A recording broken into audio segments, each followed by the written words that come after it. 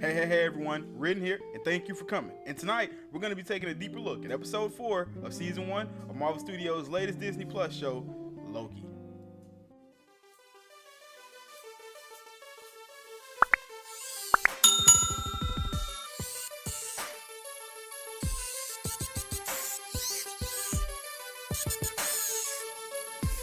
Welcome back everyone. Episode 4 of Loki is finally upon us, titled The Nexus Event, and brings with it all kinds of chaos.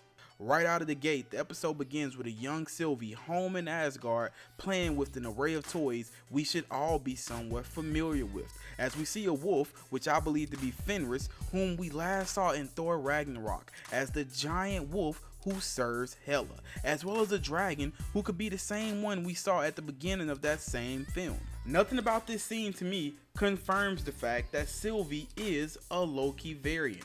So what if instead she's a Hela variant? Going along with the origin of her toys here, it could be the showrunners showing their hand in plain sight. Seeing her here playing with Fenris the Wolf definitely makes me think that could be a possibility. But before we linger too long on child Sylvie enjoying playtime, we see the TVA show up and we finally get to see Ravonna suited up, taking our child variant away to be trialed and tried. This scene to me continued to build upon the villainous mystique it would seem the TVA has been accruing since the start of the show, as Sylvie is only a kid and is about to seemingly be wiped from existence for just, well, existing. We see her taken through the same process our Loki went through when he was first brought in. But not before we see a TVA agent dragging in another rambunctious variant who turns out to be another version of the guy we saw in episode 2 sitting at the desk when Sylvie set everything off. It was cool to see Ravonna back during her time as a Minuteman, but even more interesting to boot that she was the one whom Sylvie duped and got away from, taking her temp pad and disappearing to grow up in the ends of worlds, which explains why this case in particular would be all the more personal for Ravonna to see through. Next case. Next case.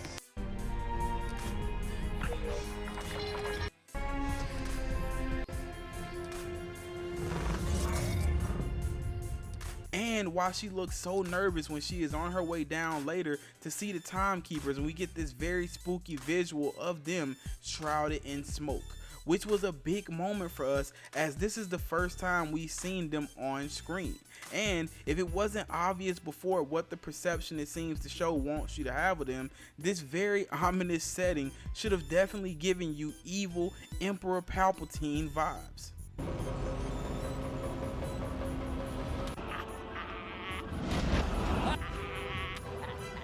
This episode came with so many cool surprises and Easter eggs and cool callbacks right out of the gate that I honestly had to watch the first 15 minutes 3 times over before I could finish the rest. Mobius and Hunter B-15, who seems anxious and weird all of a sudden ever since Sylvie enchanted her, eventually figure out where Loki and Sylvie are after identifying a time branch unlike anything they've ever seen before. This of course ends up being due to the newfound understanding and relationship we see blooming between Loki and Sylvie here on Lamentis in the face of impending doom. But not before we see portals opening behind them. Mobius brings our enshackled Loki back and throws him in a time prison, which leads to the return of one of the MCU's most requested missing in action characters, Lady Sif. Having been absent through Thor Ragnarok and then being one of the many beings snapped away by Thanos, we haven't seen her in what seems like a millennia since Thor the Dark World, so this was an awesome return, although if only for the purposes of a time loop punishment. Timeline wise, she did make appearances in Agents of S.H.I.E.L.D., but canonically, we will ignore those, as does Kevin Feige. But her repetitive knee in Loki down below and the meaning of his character in doomed fate to forever be alone is meant to facilitate his eventual character growth and realization. Put him in.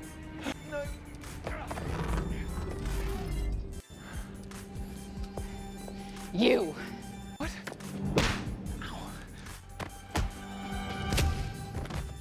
And after Mobius leaves Ravonna's office, where we begin to see some of the doubt festering, created by Loki telling him the TVA is lying to all of them, and finding out Hunter C-20 is now dead, he stops by Sylvie's holding room and tells Hunter B-15, "They don't go gently, do they? You know, we brought in Kree, Titans, vampires. Why is it the two orphan demigods are such a pain in the ass?" This to me was huge, as we have to assume it means that Thanos, or someone of his race, was once roaming around the halls of the TVA with a collar on before being pruned. What a sight that would have been to see. Also, the nod to vampires is obviously the MCU acknowledging their existence, possibly setting up Blade by establishing their presence in the universe, which we know we'll be seeing at some point in the next few years, played by Academy Award winning actor Mahershala Ali, as production tentatively begins in July of 2022. We also continue to see hesitation and confusion from Hunter B-15 here. Idea. Mobius? Did Loki say anything while you were in there? Why? Just doing my job. Which is paid off later in the episode when we see her confront Sylvie about her experiences while under her enchantment, leading the pair back to Roxxcart, and her eventually finding out and accepting the truth. This was a huge turn in the tide, as we later see the significance of this new relationship when Hunter B-15 shows up and frees Loki and Sylvie from Ravonna and the Timekeeper's guards, before being knocked out herself. She could have information. She's dead, Mobius. Mobius finding out Hunter C-20 was dead is clearly the straw that begins to break the camel's back, when Ravonna is adamant about not giving him access to her prior, and him eventually stealing Ravonna's temp pad may be the defining moment of his character and his rebelliousness that I hope we get to possibly see more of.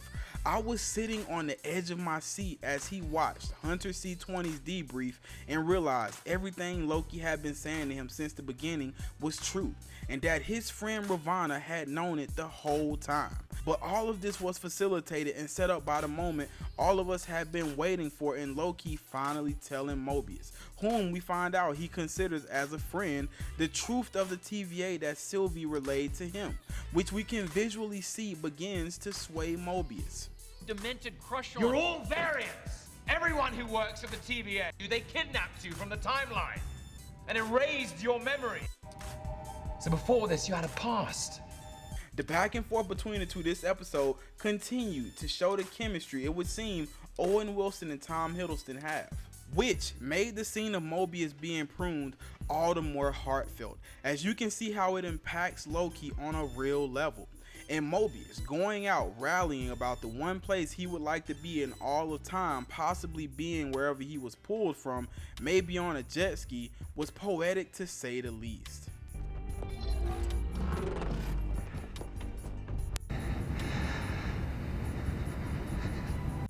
You know where I go if I could go anywhere? Wherever it is I'm really from. And wherever I had a life before the TVA came along. What happens next is by far my favorite sequence of any Marvel Disney Plus show yet, as we see Ravonna collect both Loki and Sylvie and escort them to the gold elevators that we've come to know leads to the Timekeepers.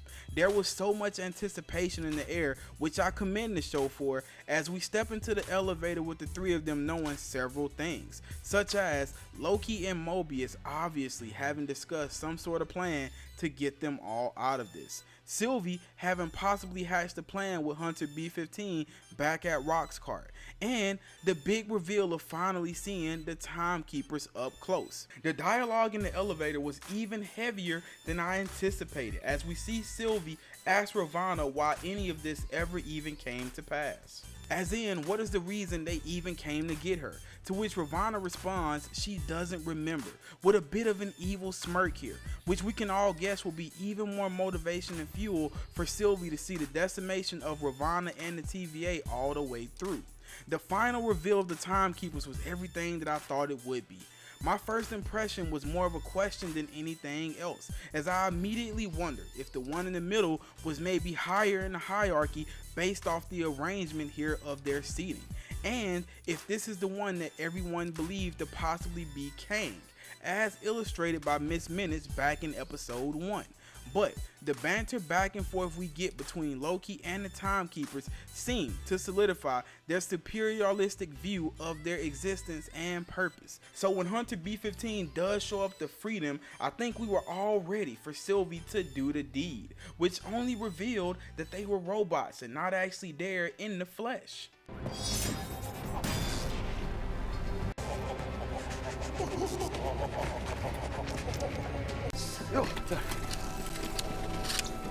After Sylvie cuts off the head of the one in the center, the other Timekeepers just erupt into evil laughter, which took me aback a little bit, as I'm sure it did for Loki and Sylvie as well. So whoever is behind this, it would seem, has a sense of humor and is one up on Loki and Sylvie and the rest of humanity, it would seem. This begs the question of who that could possibly be, as well as how much does Ravonna Renslayer know. From Miss Minutes to Kang to another version of Loki, there are tons of theories out there that could be the truth. But until we know and see more, we can only speculate. I will say that it was nice to see Loki come full circle here, as it seems he is about to reveal to Sylvie how he really feels, to what seems like will be a warm reception from her, before we consequently see him getting pruned by Ravonna. I'm hoping this is exactly what we'll pick back up in next week's episode 5. As I believe Ravonna knows a lot more than she's been letting on, and Sylvie now has all the motivation in the world to drag it out of her. Ravonna and Kang the Conqueror's relationship in the comics does make this all the more interesting, as it would be fitting that if she does know what's going on and she does know who is behind this whole charade, that it could possibly end up being him, and maybe she's leading the TVA at his behest.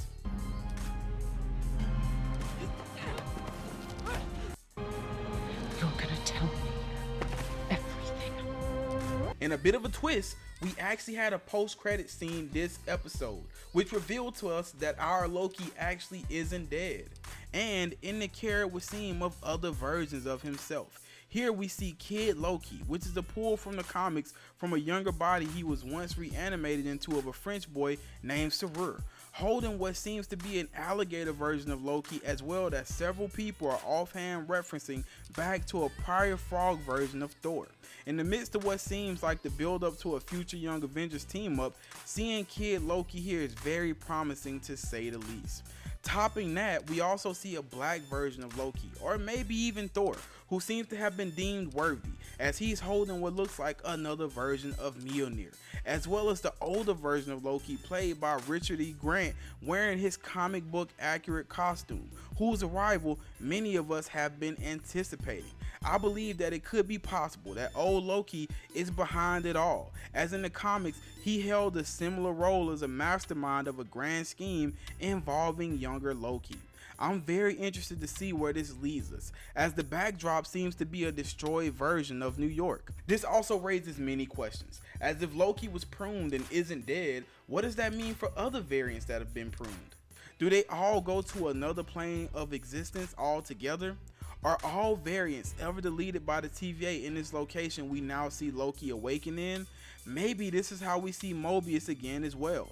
I believe that we have to assume Loki and Mobius hatched the plan before making their way back through the red time loop portal. That could be the reason for Loki not being deleted when Ravonna pruned him. So maybe the same is true for Mobius. This week's episode, on the heels of a slower paced episode 3 that a lot of people seem to be unhappy with, definitely seemed to kick the show back into gear. I personally loved it and can't wait to see where the showrunners decide to take it from here.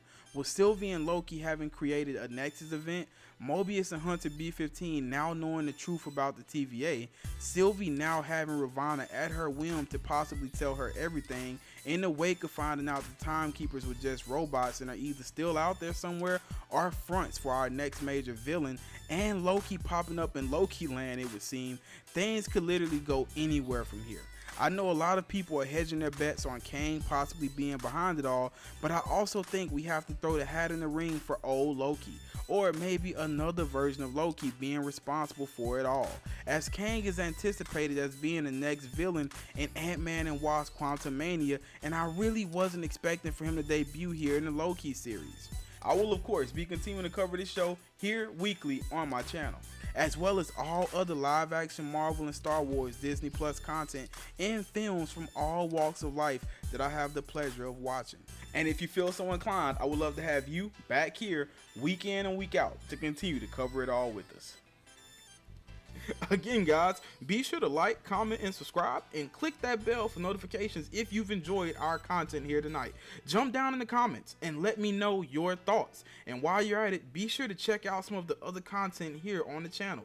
All of the necessary links are listed here below for you to keep up with the coming content and shareables.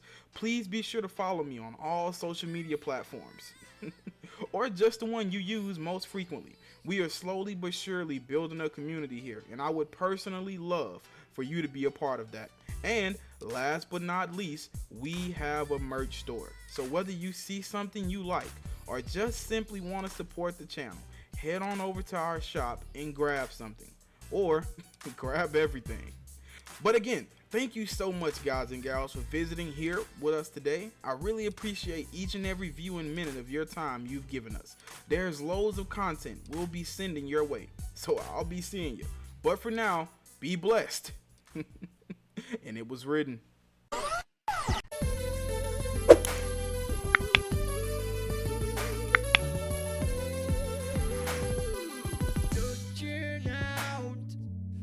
Across the nighttime, the city sleep inside.